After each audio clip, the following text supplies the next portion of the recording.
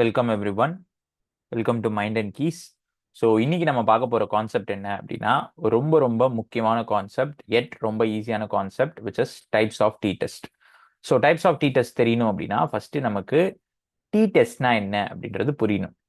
So very very simple. T டெஸ்ட்னா என்ன அப்படின்னு பார்த்தீங்கன்னா, ரெண்டு குரூப்புக்கு நடுவில் இருக்கக்கூடிய மீன் டிஃப்ரென்ஸை கண்டுபிடிக்கிறதுக்காக யூஸ் பண்ணுறது தான் வந்து டி டெஸ்ட் அப்படின்னு சொல்லுவோம். ஸோ டி டெஸ்ட் எதுக்காக யூஸ் பண்ணுவாங்கன்னா, ரெண்டு குரூப் நடுவில் இருக்கக்கூடிய mean, which is average difference between two groups.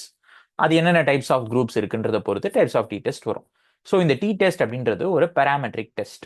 இந்த பேராமெட்ரிக் டெஸ்ட் பண்ணோம்னா அதுக்கு ஒரு சில அசம்ஷன்ஸ் இருக்கு. அசம்ஷன்ஸ்னா ஒரு சில கிரைட்டீரியாஸ் அப்படின்னு வச்சுக்கலாம். ஸோ இதுல மொதல் கிரைட்டீரியா என்னன்னா, டேட்டா அப்படின்றது இன்டர்வல் ஆர் ரேஷியோ லெவல்ல இருக்கணும். ஸோ நம்மளுக்கு 4 டைப்ஸ் ஆஃப் டேட்டா இருக்கு: நாமினல், ஆர்டினல், இன்டர்வல், ரேஷியோ அப்படின்னு. ஸோ உங்களுக்கு இது என்னென்ன டைப் ஆஃப் டேட்டா எது எதுன்னு ஐடென்டிஃபை பண்ண தெரியல அப்படின்னா, இந்த NOIR அப்படின்றத கமெண்ட் பண்ணுங்க. நான் உங்களுக்கு அதுக்காக டெடிகேட்டடா ஒரு வீடியோ மேக் பண்ணி போடுறேன். Next, population. நம்ம எடுக்கக்கூடிய சாம்பிள் பாப்புலேஷன் நார்மலா டிஸ்ட்ரிபியூட்டர் ஆயிருக்கணும். நார்மலா டிஸ்ட்ரிபியூட் ஆயிருக்கணும்னா அந்த டேட்டா ஒரு கிராஃப்ல பிளாட் பண்ணனா எனக்கு இதே மாதிரி ஒரு நார்மல் டிஸ்ட்ரிபியூஷன் வரணும். வந்தா மட்டும்தான் என்னால பேராமெட்ரிக் டி டெஸ்ட் யூஸ் பண்ண முடியும். நெக்ஸ்ட், அப்சர்வேஷன்ஸ் எல்லாமே இண்டிபெண்டன்ட் வித்தின் குரூப்ஸா இருக்கணும். வித்தின் குரூப்ஸ் இண்டிபெண்டன்ட்னா என்ன எனக்கு புரியல அப்படின்னு கேட்டீங்கன்னா, சிம்பிளா ஒரு எக்ஸாம்பிள் சொல்றேன். இப்போ உங்களுக்கு கிளாஸ்ல ஒரு சர்ப்ரைஸ் டெஸ்ட் வைக்கிறாங்க. சர்ப்ரைஸ் டெஸ்ட் லைனா ஒருத்தர் ஒரு பெஞ்சில் ஒருத்தர்னு வச்சு நடுவில் கேப்லாம் விட்டு டெஸ்ட் வச்சிடுறாங்க. யாராலையுமே காப்பி அடிக்க முடியாது. ஒரு டிஸ்கஷன் கூட பண்ணல என்ன மாதிரி கொஸ்டின் வரப்போகுது அப்படின்ட்டு. இப்போ எனக்கு கிடைச்ச அந்த கிளாஸ்ல இருக்கக்கூடிய ஒருத்தரோட ஸ்கோருமே வந்து இண்டிபெண்டா இருக்கும். யாரோட ஸ்கோரும் யாரோட ஸ்கோரையும் இம்பாக்ட் பண்ணிருக்காது எந்த வகையிலையும்.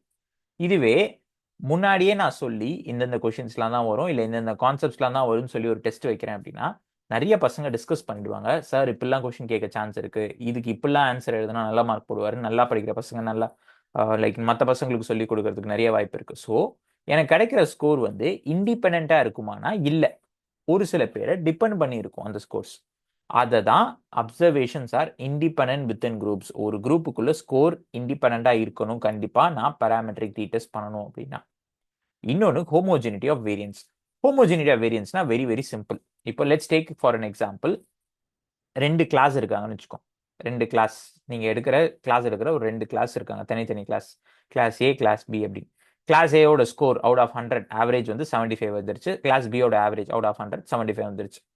இங்க கிளாஸ் ஏவோட ஆவரேஜ் 75 வந்திருந்தாலும் அந்த ஆவரேஜ் ஸ்கோர் எப்படி வந்தது அப்படின்னா, அந்த கிளாஸ்ல கொஞ்சம் பேர் அதிகமா ஸ்கோர் பண்ணியிருந்தாங்க, கொஞ்சம் பேர் ரொம்ப கம்மியா ஸ்கோர் பண்ணியிருந்தாங்க. பட் அவங்களோட டோட்டல் ஆவரேஜ் வந்து 75 வந்துருச்சு, ஈவன் அவுட் ஆயிடுச்சு. இங்க ஸ்கோர் வந்து நல்லா வேரி ஆயிருக்கு, இந்த பக்கமாவும் அந்த பக்கமாவும். இந்த இடத்துல பாத்தீங்கன்னா செகண்ட் கிளாஸ்ல எல்லாருமே ஒருத்தர் விடாம எல்லாருமே 75 மார்க் எடுத்திருக்காங்க. அப்பயும் அவங்களோட கிளாஸ் ஆவரேஜ் 75 தான் வரும். இப்போ இந்த ரெண்டு குரூப்பும் ஈக்குவலா வேரி ஆயிருக்கா அப்படின்னு கேட்டீங்கன்னா இல்ல. ஸோ ஹோமோஜினிட்டி ஆஃப் வேரியன்ஸ் அப்படின்றது என்னன்னா, நம்ம ரெண்டு குரூப்பை டெஸ்ட் பண்றோம் அப்படின்னா அந்த ரெண்டு குரூப்பும் அவங்களோட வேரியன்ஸ், லைக் இந்த குரூப் எப்படி வேரி ஆகுதோ, நிறைய பேர் ஹை ஸ்கோர் எடுத்துக்காங்க, நிறைய பேர் கம்மி ஸ்கோர் எடுத்துக்காங்க, அதனால ஆவரேஜ் 75. அதே மாதிரி இந்த குரூப்பும் நிறைய பேர் ஹை ஸ்கோர் எடுத்துக்கணும், நிறைய பேர் கம்மி ஸ்கோர் எடுத்துக்கணும். அப்பதான் அவங்க ரெண்டு பேரோட மீன் டிஃபரன்ஸை நான் கம்பேர் பண்ணி பார்க்க முடியும் பேராமெட்ரிக் டி டெஸ்ட். இது எதுக்கு மேஜரா பார்ப்பாங்கன்னா, இண்டிபெண்டன்ட் சாம்பிள் டிசைன்ஸ்ல தான் பார்ப்பாங்க. இண்டிபெண்டன்ட் சாம்பிள்னா என்ன அப்படின்றது இப்போ நம்ம ஒரு டைப்பா பார்க்கும்போது உங்களுக்கு புரிஞ்சிடும். ஸோ ஃபர்ஸ்ட் டைப் என்னன்னா one sample D test. One sample D test அப்படின்னா என்ன அப்படின்னு பார்த்தீங்கன்னா, அந்த பேர்லயே சொல்லியிருக்க மாதிரி நம்ம வெறும் ஒரே ஒரு சாம்பிள் தான் எடுப்போம், ஒரே ஒரு குரூப்போட டேட்டாவை தான் கலெக்ட் பண்ணுவோம். அந்த ஒரு குரூப்போட டேட்டா வச்சு அப்புறம் எப்படி நான் மீன் டிஃபரன்ஸ்னால ரெண்டு குரூப் பார்க்கணும்னு சொல்லியாச்சு டி டெஸ்ட்னா. சரி, ஒரு குரூப்பை வச்சு நான் எப்படி டெஸ்ட் பண்ணுவேன் அப்படின்னு பார்த்தீங்கன்னா, ஒரு குரூப்போட ஸ்கோரை நான் எடுத்துப்பேன், இன்னொரு குரூப்புக்கு பதிலாக ஏற்கனவே இருக்கக்கூடிய ஒரு நாம் அப்படின்ற அந்த ஸ்கோர் எடுத்துப்பேன். சரி, இந்த நாம்னா என்னது அப்படின்னு கேட்டீங்கன்னா வெரி வெரி சிம்பிள். இப்போ நம்ம சிம்பிளா ஒரு எக்ஸாம்பிள் சொல்றேன், அதுதான் நாம்னு எக்ஸாக்டா கிடையாது, பட் அது உங்களுக்கு சிம்பிளா புரியும். இப்போ நம்மளுக்கு 10th ஸ்டாண்டர்ட் எல்லாம் பாத்தீங்கன்னா எவ்வளவு மார்க் எடுத்தா பாஸ் அப்படின்னு கேட்டா 35% எடுத்தா பாஸ் அப்படின்னு சொல்லுவோம். 12th ஸ்டாண்டர்ட்லயும் கிட்டத்தட்ட அதுதான். காலேஜ் யூஜி வந்தோம்னா 40% எடுத்தா பாஸ், பிஜி வந்தோம்னா 50% எடுத்தா பாஸ். இந்த 40% எடுத்தா பாஸ், 50% எடுத்தா பாஸ், 35% எடுத்தா பாஸ் அப்படின்னு இருக்கிறது எல்லாமே வந்து ஒரு நாம். இந்த நாம் எதுக்காக நம்ம வச்சிருக்கோம்னா, நம்ம எடுக்கிற ஒரு ஸ்கோரோட கம்பேர் பண்ணி பார்க்கிறதுக்கு. இப்ப நம்ம ஊர்லாம் சொல்லுவோம் இல்லையா, ஒருத்தர் 6 ஃபீட்ல இருந்தாங்க அப்படின்னா அவங்க வந்து டால் அப்படின்னு சொல்லுவோம். இந்த டால் 6 ஃபீட் இருந்தாதான் டால் அப்படின்றது எப்படி வந்ததுன்னா, இந்த 6 ஃபீட்ன்றது ஒரு நாம். அப்போ எனக்கு ஒரு டேட்டா கிடைக்குது, ஒரு 50 பேர் இல்ல 100 பேரோட ஹைட்டோட டேட்டா கிடைக்குது அப்படின்னா அவங்க ஹைட்டோட ஆவரேஜ் டேட்டா, ஆவரேஜ் ஹைட்டை எடுத்து அதை நான் ஏற்கனவே இருக்கக்கூடிய ஒரு நார்ம் கூட கம்பேர் பண்றேன். எனக்கு கிடைச்ச சாம்பிளோட ஒரு மீனையும் பாப்புலேஷன்ல இருக்க ஒரு நார்மோட மீனையும் கம்பேர் பண்றேன், அதோட மீன் டிஃபரன்சஸ் பார்க்கறேன் அப்படின்னா அப்ப நான் யூஸ் பண்றது தான் ஒன் சாம்பிள் டி டெஸ்ட் அப்படின்னு சொல்லுவாங்க.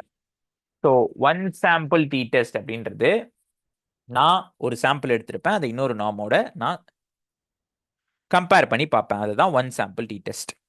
நெக்ஸ்ட் இண்டிபெண்டன்ட் சாம்பிள் டி டெஸ்ட்னா அந்த பேர்லயே இருக்கிற மாதிரி ரொம்ப ரொம்ப சிம்பிள். ரெண்டு இண்டிபெண்டான சாம்பிள்ஸ், விச் மீன்ஸ் ரெண்டு இண்டிபெண்டான குரூப்ஸ் இருக்கும். நான் ஃபர்ஸ்ட் சொன்னேன் இல்லையா, ஒரு எக்ஸாம்பிள், ரெண்டு கிளாஸ் இருக்கு அப்படின்னா ரெண்டு கிளாஸ்க்கும் எந்த வகையிலையும் சம்மந்தமே இல்லை. இது ஒரு தனி கிளாஸ், இது ஒரு தனி class, class A class B. அப்போ இது ஒரு independent group.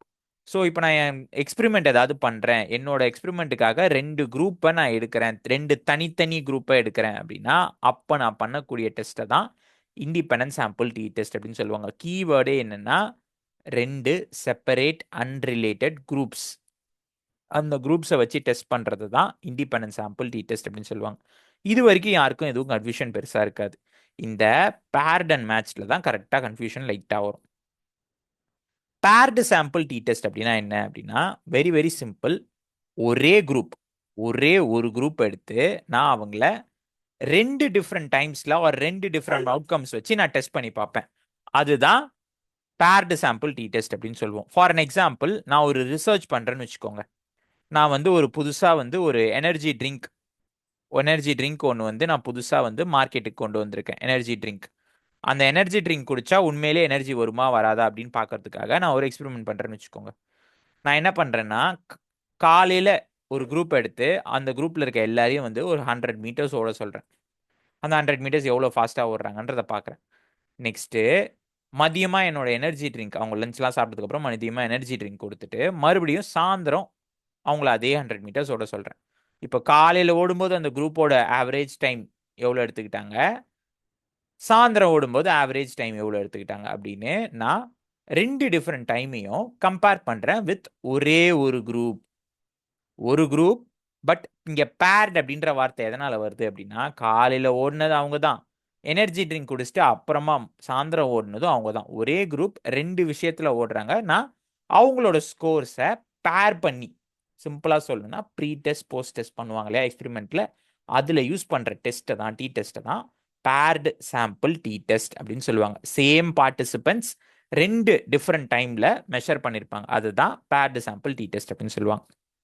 Next matched sample D test அப்படின்னா என்ன அப்படின்னா இங்க இந்த மேட்ச்டு அப்படின்ற வார்த்தை தான் ரொம்ப ரொம்ப கீவேர்டு.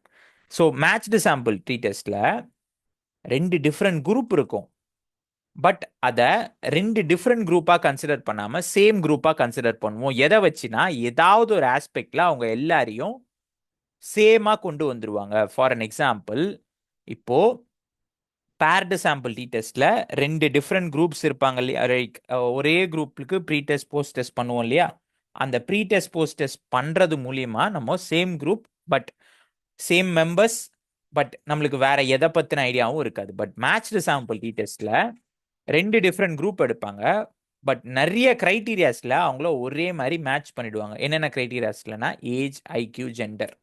இப்போ நான் ரெண்டு கிளாஸ் எடுக்கிறேன்னு வச்சுக்கோங்க, கிளாஸ் ஏ கிளாஸ் பி. இந்த ரெண்டு கிளாஸ்க்கும் நான் தான் டீச் பண்ண போறேன், research methodology and statistics teach பண்ண போறேன். இப்போ என்னோட டீச்சிங்னால தான் அவங்களோட ஸ்கோர் இம்ப்ரூவ் ஆகுதான்னு பார்க்கறதுக்கு நான் என்னென்ன பண்ணலாம் அப்படின்னா, கிளாஸ் எடுக்கிறதுக்கு முன்னாடியே என்னோட ரிசர்ச் ரொம்ப ரொம்ப பியூரா இருக்கணும் அப்படின்னா ஏஜ் ரெண்டு குரூப்லையும் ஒரே மாதிரி இருக்கிற மாதிரி பிரித்து வச்சிடலாம், ஐக்யூ ரெண்டு குரூப்லையும் ஒரே மாதிரி இருக்கிற மாதிரி பிரித்து வச்சிடலாம், ஜெண்டர் டிஃபரன்ஸ் ரெண்டு குரூப்லையும், இந்த குரூப்ல 10 பேர் மேல்ஸ்னா இந்த குரூப்லையும் 10 பேர் மேல்ஸ், இந்த குரூப்ல 20 பேர் ஃபீமேல்ஸ்னா இந்த குரூப்லையும் 20 பேர் ஃபீமேல்ஸ் அப்படின்னு எல்லா ஆஸ்பெக்ட்லையும் நான் ஒரே மாதிரி பிரித்து வச்சிட்டேன் அப்படின்னா இப்போ இது ஆக்சுவலாக ரெண்டு டிஃப்ரெண்ட் குரூப்பே கிடையாது, இது ஒரே குரூப். கிட்டத்தட்ட ப்ரீ டெஸ்ட் போஸ்ட் டெஸ்ட் நம்ம பண்ணோம் இல்லையா, ஒரே குரூப்பை வித் கண்டிஷன் வித்தவுட் கண்டிஷன், அதே மாதிரி ரெண்டு டிஃப்ரெண்ட் குரூப்பாகவே இருந்தாலும் இவங்களை ஒரே குரூப்பாக தான் கன்சிடர் பண்ணுவோம். லைக் ஏதாவது ஒரு கிரைட்டீரியா வச்சு இவங்களை மேட்ச் பண்ணிடுவோம், like matched with age, IQ, socio economic status, இந்த மாதிரி ஏதாவது ஒரு ஆஸ்பெக்டில் நம்ம அவங்கள பேர் பண்ணி ஒரே குரூப்பாக கன்சிடர் பண்ண ஆரம்பிச்சிட்டோம் அப்படின்னா அதை தான் மேட்ச்டு சாம்பிள் டி டெஸ்ட் அப்படின்னு சொல்லுவாங்க. இதில் நீங்கள் ரொம்ப கன்ஃபியூஸ் ஆகாமல் புரிஞ்சுக்கணும் அப்படின்னா ஏதாவது ஒரு க்ரைட்டீரியா வச்சு அவங்கள மேட்ச் பண்ணியிருப்பாங்க.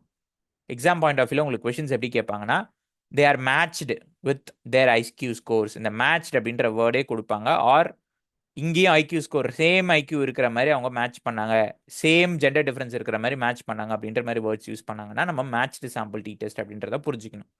ஸோ குவிக்காக ஒரு ஓவர்வியூ பார்த்துடலாம். ஒன் சாம்பிள் டி டெஸ்ட், ஒரே ஒரு சாம்பிள், ஒரே ஒரு group, sample mean versus population mean. Independent sample அப்படின்னா 2 separate groups, unrelated groups. And paired sample அப்படின்னா ஒரே group, tested twice, pre test, post test.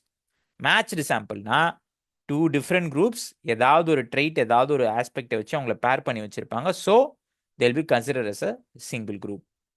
So இவ்வளோ தான் இந்த one sample D test, independent sample D test, paired sample, matched sample. இதை base பண்ணி எந்த வகையில் நம்மளுக்கு கேஸ் ஸ்டடி எக்ஸாம்பிள் கொடுத்தாலும் உங்களுக்கு எந்த கேஸ் ஸ்டடி வந்து எந்த டைப் ஆஃப் டெஸ்ட் அப்படின்றத ஐடென்டிஃபை பண்ண தெரியணும். அது தெரிஞ்சிருச்சுனாலே நீங்கள் ஈஸியாக நெட்டில் வந்து அந்த எந்த மாதிரி கேஸ் ஸ்டடி கொஷின்ஸ் கேட்டாலும் உங்களால் ஐடென்டிஃபை பண்ண முடியும்.